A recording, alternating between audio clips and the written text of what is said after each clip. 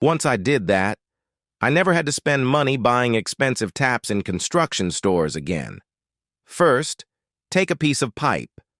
Now, you're going to take some tape you have, and what you're going to do is use a piece of this tape to cover the hole in your pipe, like I'm doing here. It can be any kind of tape. The main thing is to make sure the seal is tight. The other side of the pipe can be left open for now.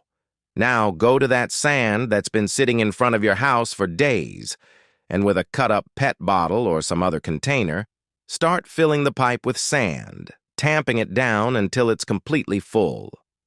Then take the pipe back to the table and take another piece of adhesive tape to close the other end. Reinforce it with 2 pieces of crisscross tape on top and 1 around it to keep everything tight. Then take it to the fire to heat up. The idea here is to make the pipe very flexible. In case you're wondering why we put sand inside, I'll explain now. It is used to maintain the original shape of the pipe during heating, preventing it from bending or deforming, which is essential when shaping. With the pipe already malleable, use a can of powdered milk to make the desired bend, pressing for a few seconds until it sets. You can see how the sand helps the pipe keep its rounded shape. Once it's shaped, just remove all the tape we used and return the sand to its original place. Now take another piece of pipe and cut 3 small pieces of about 5 centimeters each. Here I'm using my handmade hacksaw. With the 3 pieces cut, take a thread and fit it into the pipe as shown. Next, use a PVC knee and connect it to the pipe. Now take another of the cut pieces and fit it to the knee.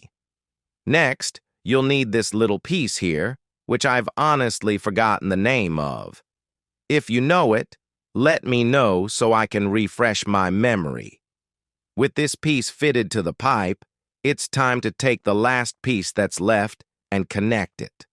This is where the difference comes in. This other piece that we're going to attach now comes with a rubber inside, see? Now all you have to do is attach that pipe we modeled with the help of the can. To finish off, take a cap, cut off its little tip, and make a hole in the center.